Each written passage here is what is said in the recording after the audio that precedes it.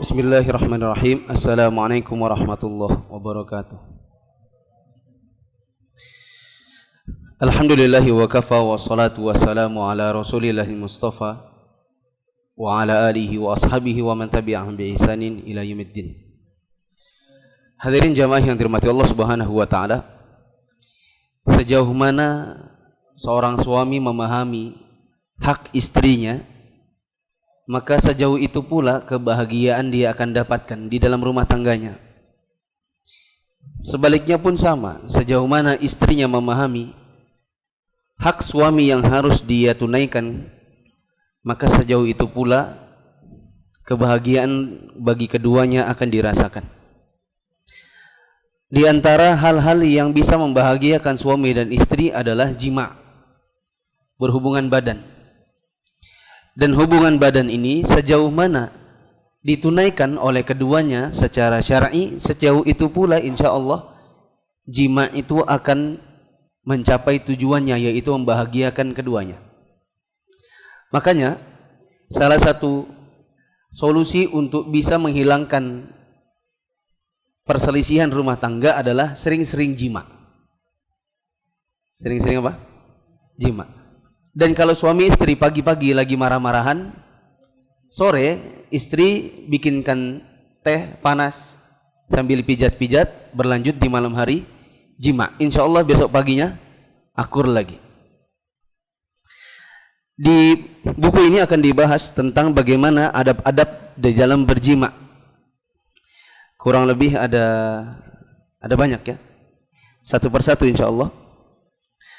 Pertama, dianjurkan untuk membaca bismillah sebelum melakukannya.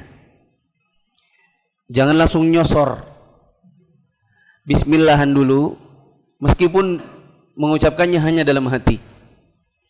Berdasarkan firman Allah Subhanahu wa taala, wa qaddimu li anfusikum, dan kerjakanlah amal yang baik untuk diri kalian, di dalam surat Al-Baqarah ayat 223.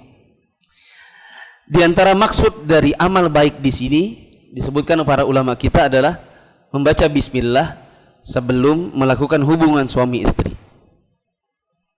Begitu juga sabda Nabi SAW. Nabi mengatakan, "Lau anna ahadakum idza ata ahlahu qala bismillahi Allahumma jannibna syaitan wa jannibi syaitan ma razaqtana faqudiya bainahuma waladun lam yudurruhu." Seandainya salah seorang dari kalian hendak bercampur dengan istrinya, lalu dia mengucapkan bismillah Allahumma jannibna syaitan wa jannibi syaitana ma razaqtana, dengan menyebut nama Allah, ya Allah jauhkanlah kami dari syaitan dan jauhkanlah syaitan dari anak yang engkau akan rezekikan kepada kami.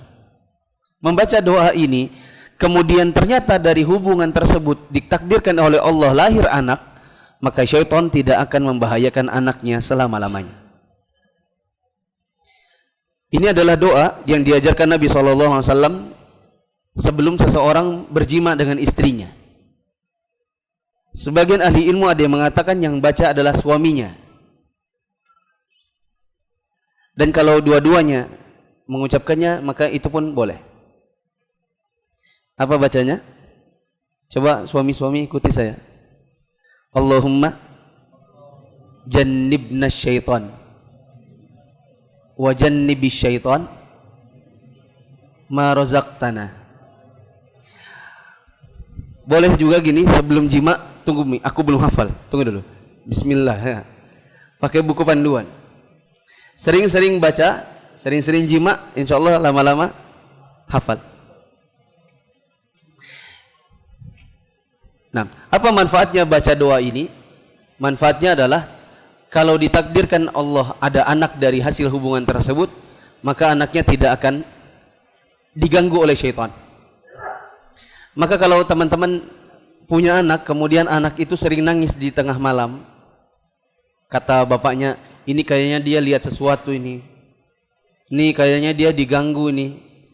Maka jawabannya adalah mungkin pas bikinnya bapak langsung nyosor, enggak baca dulu. Nah. B. Dianjurkan menutupi badan ketika berhubungan, namun tidaklah wajib. Misalnya berhubungannya di dalam selimut, Karena malaikat-malaikat juga nonton. Ya. Malaikat-malaikat ada di sekitaran kita, maka disunnahkan tapi tidaklah wajib untuk menutupi badan. Yang ketiga, jangan sampai terlihat orang lain dan jangan sampai terdengar rintihannya. Ini disebutkan oleh Ibnu Qudamah dalam Al-Mughni. Jangan sampai terlihat orang lain, maka kunci pintu, ya, amankan tempat. Saya suka main tenis sama polisi di Polda. Di teman-teman itu kalau lagi main sering ada ungkapan jangan capek-capek, jangan capek-capek. Terus lama-lama saya tanya, bapak-bapak kenapa kalau suka sekali kayak klop gitu dengan kata-kata jangan capek-capek? Terus ada polisi yang cerita, kami itu kalau lagi kalau lagi on kerja sampai malam itu biasanya syahwat naik polisi itu. Karena syahwatnya naik, jadi kalau pulang biasanya mau jangan sampai capek-capek karena mau berhubungan badan. Nah, terus ada yang cerita, ada sebagian polisi, ada seorang polisi yang pernah karena sudah kerja tengah malam pulang, dia tunggu anaknya yang SMA pergi sekolah. Sudah anaknya pergi sekolah, langsung nyosor, lupa kunci pintu. Jadi dalam keadaan sedang dia di atas istrinya, anaknya pulang ketinggalan buku. Ya. Jadi kelihatlah oleh anak, betapa malunya gitu. Maka ini sebelum memulai, pastikan betul pintu-pintu terkunci dan jangan sampai terdengar rintihannya. Yang keempat, tidak boleh menceritakan apa yang dilakukan bersama istri di atas ranjang kepada orang lain. Apakah posisinya, apakah siapa yang duluan, siapa yang belakangan, siapa yang di atas, siapa yang di bawah, dan seterusnya. Ini hukumnya haram menceritakannya kepada orang lain. Kenapa? Karena perumpamaannya perumpamaan yang menjijikkan. Disebutkan Nabi SAW, seorang suami yang berjima dengan istrinya lalu menceritakan kepada orang lain, begitu juga seorang perempuan menceritakan hubungannya dengan suaminya kepada orang lain. Kata Nabi SAW, mathalu dzalikum kamathali syaitanin laqiya syaitanatan fajama'aha wan nasu yanzurun. Nyeritain isi ranjang itu laksana setan laki-laki ketemu dengan setan perempuan terus bersetubuh di jalanan. Dan orang-orang pun di sekitarnya melihat keduanya. Disebutkan oleh para ulama haram karena perumpamannya perumpamaan setan. Laki-laki dan istri menceritakan hubungan rumah tangga keluar itu dianggap perbuatan-perbuatan setan. Yang diumpamakan dengan perumpamaan yang lebih menjijikkan lagi, jima di jalanan.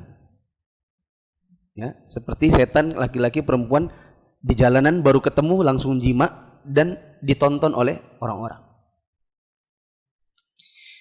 Yang kelima, Amr bin Hazm, perbuatan yang seperti ini kadang sering dilakukan oleh sebagian laki-laki dalam rangka untuk menunjukkan kepada teman-temannya bahwa dia adalah laki-laki yang kuat di atas ranjang. Dia cerita, ditanya sama teman-temannya, gimana malam pertamamu kemarin? Kemudian dia mulai bercerita, ku giniin, ku gituin. Ya. Dan dia maksudnya itu berbangga diri kepada teman-temannya.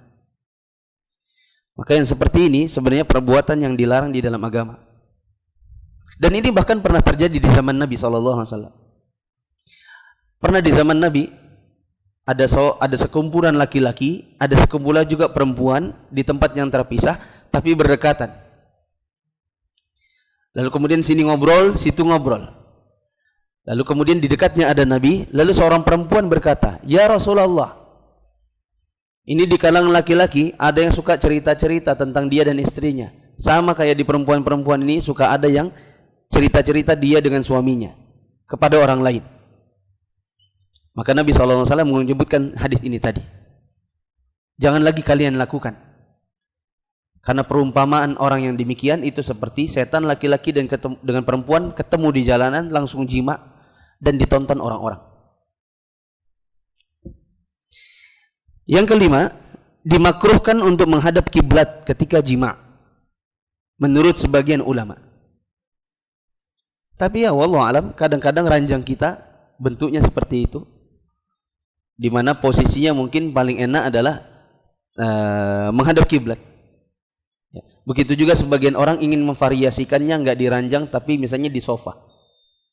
Ya. F, dianjurkan untuk melakukan pemanasan agar syahwat istrinya bangkit. Dipanasi dulu. Ya, bujang. Dipanasi dulu. Nanti setelah dia mulai terlihat ada syahwat seperti syahwat suaminya, baru kemudian disetubuhi. Sebagian orang langsung nyosor, langsung pengen masuk. Padahal terlebih dahulu dipanaskan. Kenapa? Karena dipanasi nanti keluar cairannya. Karena dengan keluarnya cairan akan lebih memudahkan masuknya timba ke dalam sumur dan tidak membuat sakit pada sumurnya. Nah, kalau langsung dimasukkan kadang-kadang sakit dan dia tidak bisa menikmati hubungan tersebut. G, jika suami telah selesai sebelum istrinya, maka tidak boleh suaminya mencabut kemaluannya sampai istrinya puas dulu. Maka tidak boleh suami sudah, apa orang bilang? Kalau keluar itu apa namanya? Ejakulasi. Tidak boleh langsung berbah mencabut sementara istrinya belum apa-apa. Ya. Itu juga fungsinya pemanasan. Karena perempuan itu lambat panas. Perempuan itu otak kiri apa otak kanan ya? Pokoknya kalau laki-laki itu kan mudah fokus. Otaknya otak kiri kalau nggak salah. Sehingga mudah untuk cepat selesai. Sedangkan perempuan sebaliknya. Perempuan itu lagi jima tuh kadang-kadang mikiran air sudah dipanasin belum, anak nangis dan lain-lain. Ya. Terganggu sedikit pikirannya, hawa panas sedikit bisa hilang konsentrasinya. Maka dipanasi dulu supaya nanti startnya dia duluan, baru kemudian sama-sama. Setelah sama-sama, jadi suaminya ejakulasi, begitu pula istrinya.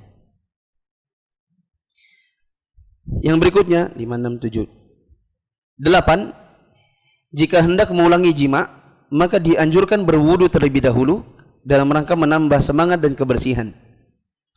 Misalnya seorang suami atau pengantin baru memulai di jam 10. Kemudian sudah selesai, jam 2 terbangun mau lagi, maka dianjurkan berwudu terlebih dahulu. Atau setelah selesai langsung wudu lalu tidur. Sehingga nanti ketika terbangun di jam 2, jam 3 lalu ingin mengulanginya, wudu yang tadi sudah dilakukan sebelum tidur pun sudah bisa menutupi sunnah ini. Kesembilan, tidak mengapa melakukan jima dengan beberapa istri dan mandinya satu kali. Walaupun yang lebih utama adalah mandi setelah selesai dari masing-masing istri.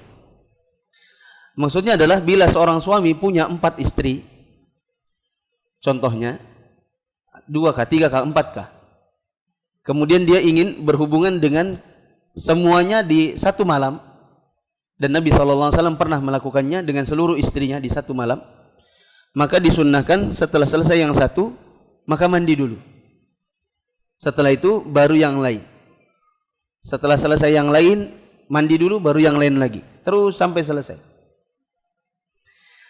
Bila pun tidak, maka minimal wudu di antara istri-istri tersebut. Tapi bila pun tidak sama sekali, jadi dari istri yang sini pergi ke yang istri yang situ, setelah itu istri yang sini, lalu yang ini, dilakukan semua dalam satu malam tanpa mandi atau wudu pun tidak mengapa. Nanti mandinya adalah terakhir saja, sebelum sholat subuh misalnya. Ya. Yang ke-10, tidak boleh menjima salah satu istrinya sementara istri yang lain melihatnya atau mendengarnya meskipun dia rela. Itulah kenapa juga kalau berpoligami maka jangan cuma sekedar triplek batasnya. Karena kalau triplek ketika berjima butuh bantal. Buat apa bantalnya? Buat tutup mukanya. Maka buatlah yang dinding itu tidak kedengaran dengan istri yang di sebelahnya.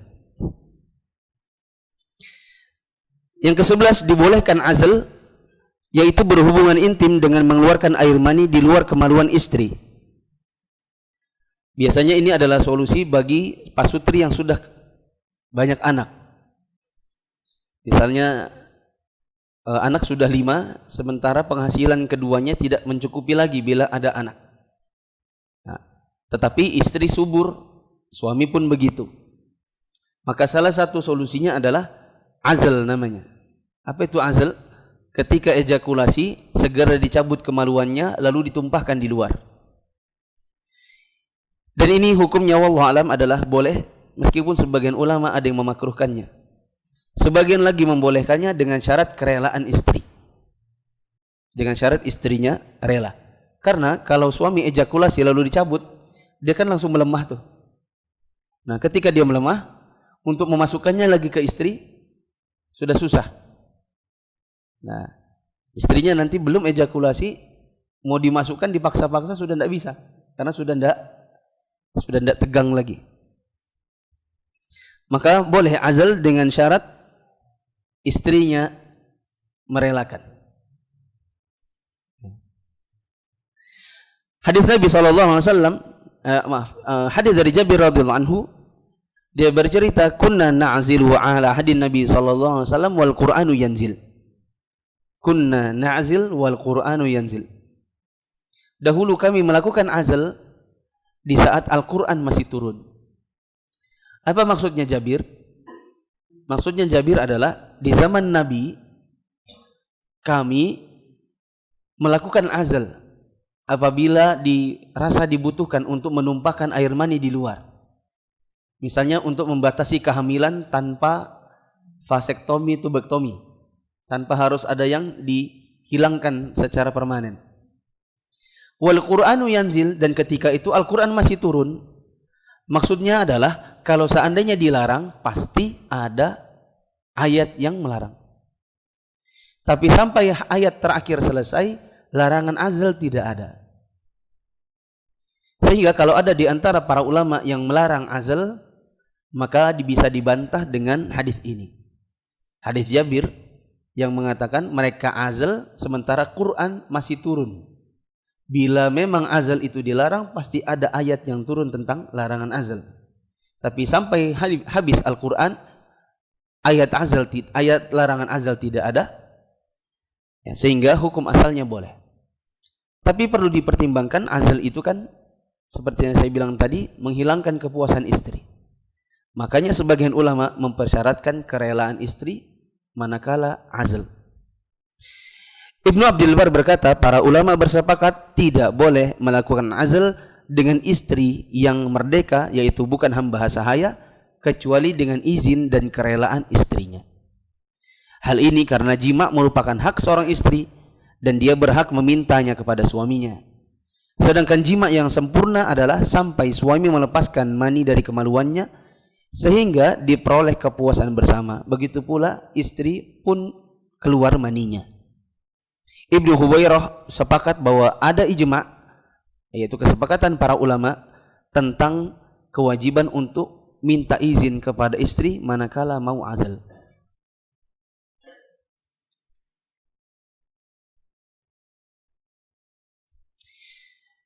Suami wajib berlaku adil di antara istri-istrinya. Ini adalah bab baru. Kalau tadi bab jima', sekarang adalah bab tentang poligami. Ini babnya bapak-bapak.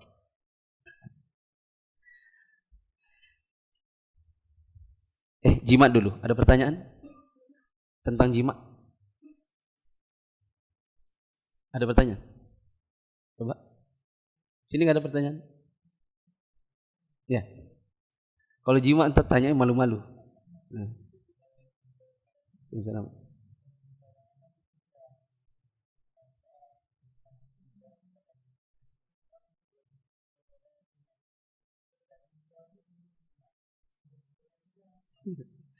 Istri hamil muda, kata dokter tidak boleh dulu. Nanti takutnya malah merusak atau apalah. Tapi suaminya lagi pengen, gimana solusinya? Ini juga pertanyaannya polisi. Polisi banyak yang bilang, kalau kami lagi off, pulang, pagi-pagi ternyata istri lagi haid. Sementara kepala ini sudah pusing. Apa solusinya? Maka jawabannya, akramakumullah, adalah, dengan tangan istri. Tidak boleh dengan tangan suami. Paham? Dan ini diperbolehkan para ulama, bahwa yang boleh hanyalah dengan menggunakan tangan istri atau dengan salah satu dari badannya istri. Tidak boleh dengan tangannya suami. Dapat solusi? Begitu juga teman-teman kerja di migas, kalau pergi ke rig misalnya atau ke lokasi 2 minggu, pas off-nya istrinya haid. Ya. Dan masih lama lagi nunggunya. Maka salah satu solusinya adalah dengan tangan istri.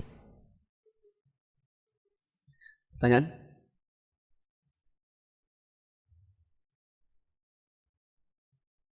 Ya. Apa hukumnya?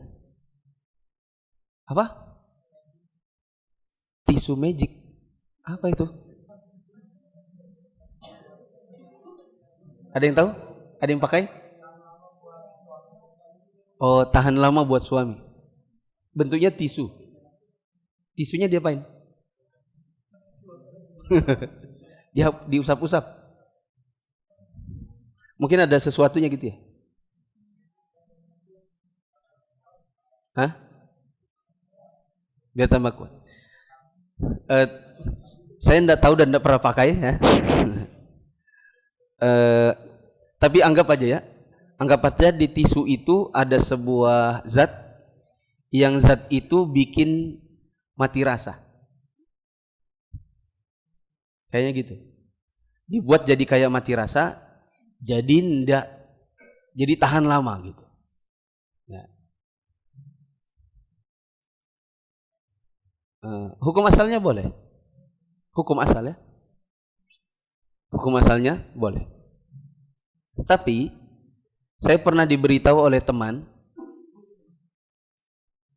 tapi bukan tisu magic ini, sesuatu yang lain, yang saya juga tidak tahu itu apa. Dia bilang ketika dibuat mati rasa, malah kitanya yang nggak bahagia akhirnya. Gitu, karena tidak berasa.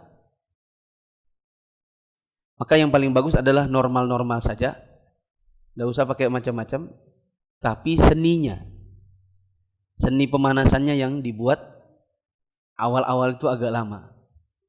Karena kalau dibuat mati rasa, malah akhirnya justru kitanya yang tidak berasa apa-apa. Istri itu sudah capek dia. Kita pun capek kan, misalnya dipegang bertopang dengan tangan itu udah capek. Sementara rasanya nggak ada. Gitu. Ada teman yang lain yang masih dipraktekkan sampai sekarang, dia katakan adalah dengan suntupan tawon. Dia suka berburu tawon, kira-kira misalnya 3 bulan sekali. Dia cari tawon, terus disentupkan ke kepala kemaluan.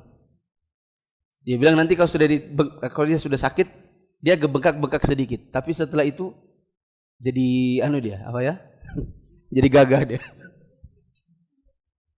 Nah, jadi tahan gitu. Habis.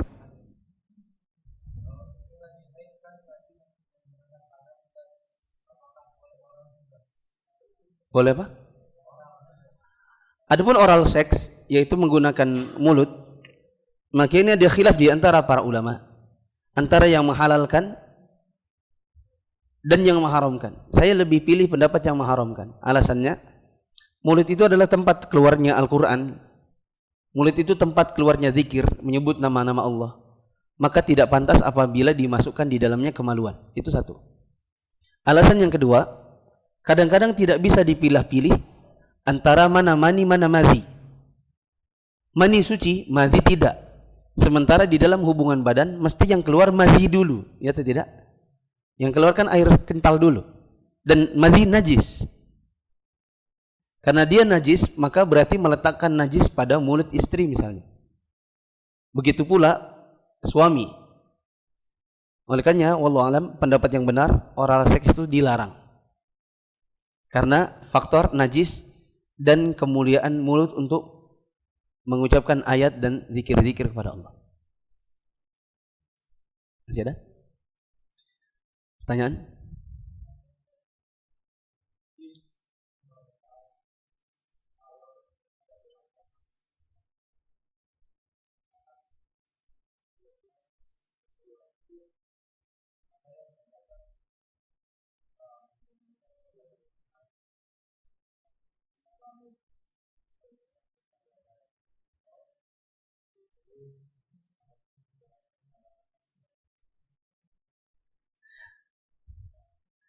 Kalau di awal jima tadi ada doa. Apakah ditutup dengan syahadat? Bila ada, maksudnya gini, saya belum pernah dengar, dan ini bukan buku pertama yang saya bahas tentang masalah jima. Sudah banyak buku-buku sebelumnya dengan berbagai sumber, dan belum pernah saya dapati ada bacaan suami asyhadu alla ilaha illallah, istrinya asyhadu anna muhammadar rasulullah. Bila seandainya ada, maka butuh dalil. Kalau ada dalil dan dalilnya sahih, silakan. Tapi kalau ada, pasti di dalam berbagai buku setidaknya sudah disebutkan tentang masalah ini. Saya lanjut ke masalah poligami tadi. Suami yang punya beberapa istri wajib berlaku adil. Yang dimaksudkan dengan adil di sini adalah memberikan hak-hak yang sama kepada para istrinya pada perkara yang mungkin dipersamakan. Misalnya, yang bisa disamakan itu adalah makan. Maka jangan istri yang satu dikasih beras rojo lele, yang satu lagi dikasih beras raskin. Bila istri yang satu mendapatkan air putih galon aqua asli, maka yang satu tidak boleh diberi air RO. Bila yang satu dikasih sirup, maka yang lain harus dikasih sirup. Begitu pula pakaian. Bila istri yang satu mendapatkan gamis baru, maka yang satu pun juga. Begitu juga jatah malam. Karena jatah malam mudah dibagi. Bila dia punya 2 istri dan satu istri dapatkan 7 malam, berarti dengan istri yang lain pun harus 7 malam. Kecuali apabila istri yang lain merelakannya. Misalnya istrinya bilang, aku kan janda, istrimu kan masih perawan. Kamu di rumahku 3 hari aja enggak apa-apa, di tempatnya 7 minggu enggak masalah, asalkan uangnya tetap. Ya. Nabi SAW bersabda, barang siapa yang memiliki 2 istri dan dia cenderung salah satunya pilih kasih, maka pada hari kiamat dia akan menyeret salah satu badannya, yaitu jalannya jalan miring. Adapun sesuatu yang di luar kendali manusia seperti cinta, maka tidak harus disamakan. Kalau urusan cinta, berarti urusan hati, dan urusan hati itu terletak di 2 jemari Allah. Maka tidak bisa seseorang mengendalikan cinta dia kepada yang satu harus disamakan dengan cinta kepada yang lain. Ini sifatnya batin. Oleh karenanya untuk kecintaan maka tidak mengapa.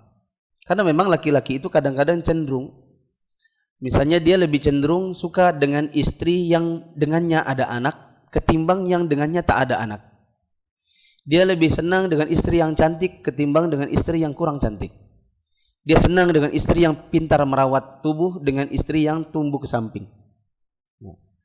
Maka untuk urusan cinta, maka tidak mengapa apabila dia cenderung cinta yang satu ke yang lain. Selama yang sifatnya masih bisa dibagi secara adil, seperti makan, minum, pakaian, dan jatah malam, dia tetap berlaku adil. Termasuk perkara yang dapat dilakukan secara adil adalah bermalam, walaupun istrinya sakit, memiliki kemaluan yang rapat, haid atau nifas. Karena tujuannya menginap bukan cuma sekedar jima. Bukan karena masalah jima lalu sama kamu kan udah bisa jima, ya sudahlah aku 3 hari aja. Ya, karena kita nginap dengan salah satu istri itu bukan cuma sekedar masalah jima, tapi juga ngobrol, hubungan, Ya, kemudian bincang-bincang, berkasih sayang dan seterusnya. Pembagian tersebut bisa dibagi dalam hitungan malam, hitungan minggu atau bulan. Tapi yang terbaik adalah hitungan malam agar tidak terlalu lama meninggalkan mereka. Ini fungsinya apabila ini keutamanya apabila poligami itu istrinya ada di kota yang sama. Yang sulit adalah poligami tapi beda pulau. Banyak biaya dan lama meninggalkannya. Di istri yang satu sekian lama, sini sekian lama, bolak-balik. Tidak wajib melakukan jima pada setiap giliran. Walaupun tidak boleh membiarkan juga salah satu dari mereka untuk tidak digauli, sementara yang lain digauli. Seorang istri dapat memberikan gilirannya kepada madunya bila rela. Jika seseorang menikahi istri yang baru, kalau istrinya gadis, maka dianjurkan untuk 7 malam bersama istri gadis tersebut ditambah dengan gilirannya si gadis. Misalnya pembagiannya 3 hari 3 hari. Berarti sama istri baru yang gadis ini 10 malam. Bila dia adalah janda, maka 3 hari ditambah dengan jatahnya. Berarti 3 tambah 3, 6. Jika suami akan bepergian, maka suami harus mengundi di antara istri-istrinya. Ya, misalnya dia ingin gimana ya? Misalnya seorang ustadz punya 3 istri. Kemudian dia dapat undangan untuk ngisi di luar kota. Kemudian dia bisa bawa salah satu dari istrinya, tidak bisa 3-3-nya, maka diundi dari 3 ini bisa dengan menggunakan seperti arisan. Siapa yang keluar namanya, maka dia yang dibawa. Untuk safar berikutnya, maka istri yang kemarin sudah keluar tidak boleh dimasukkan lagi namanya. Diundi dari yang tersisa saja. Nanti kalau sudah dapat semua, baru diundi ulang lagi seperti di awal. Termasuk yang sangat penting adalah suami mengajari agama istrinya.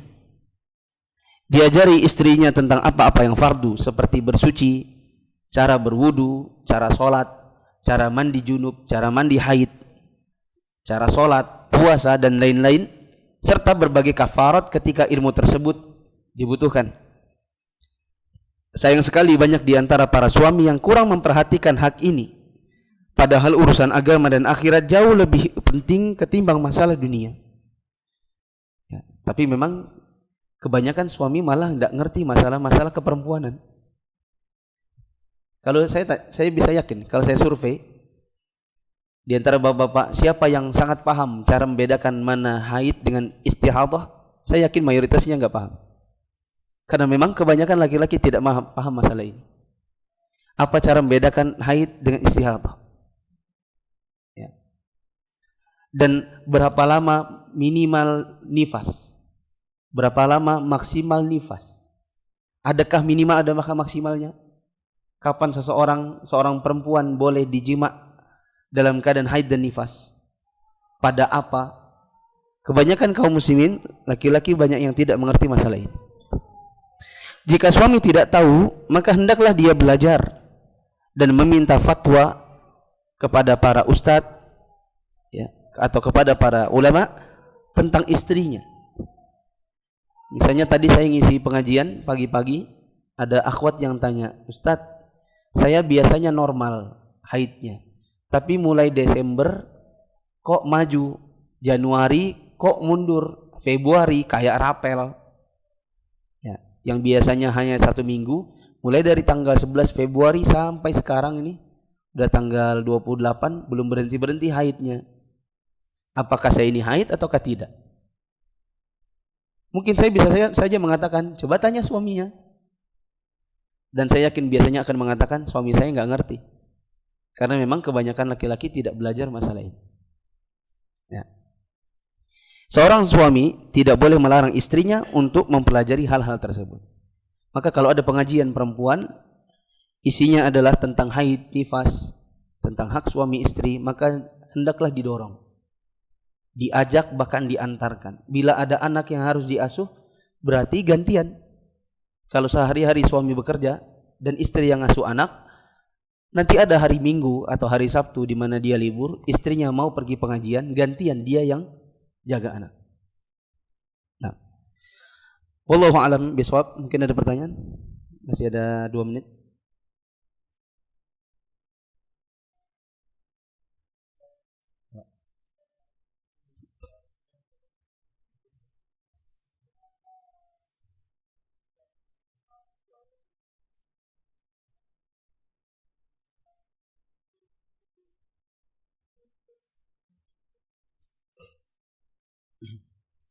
Bagaimana hukumnya seorang istri menambahkan nama suami di belakang namanya?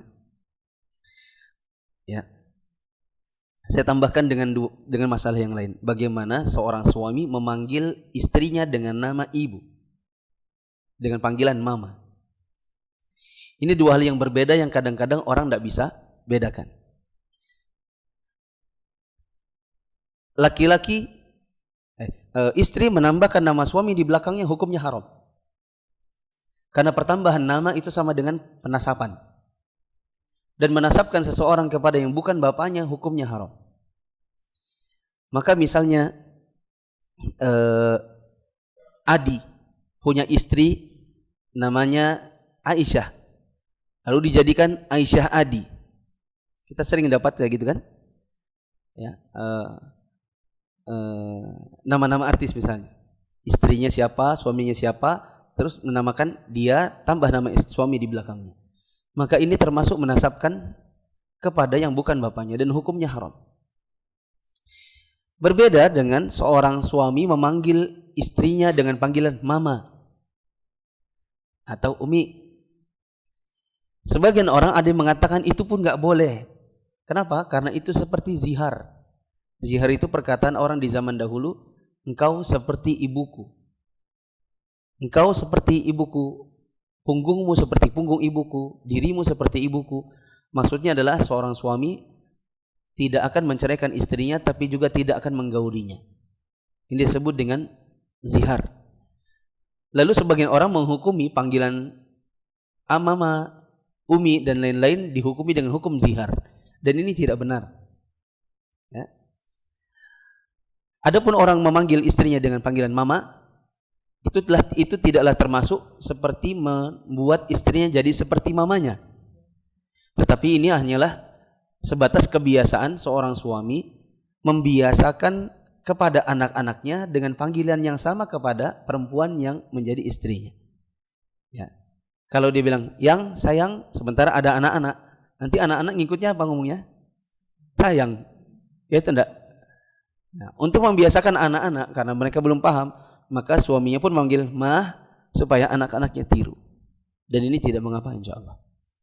Sekali lagi, menambahkan nama suami di belakang nama istri, ini termasuk menasabkan seseorang kepada yang bukan bapaknya, dan ini termasuk yang dilarang dalam agama kita. Wallahu a'lam bishawab. Subhanakallahumma wa bihamdika asyhadu an la ilaha illa anta astaghfiruka wa atubu ilaik. Wassalamualaikum warahmatullahi wabarakatuh.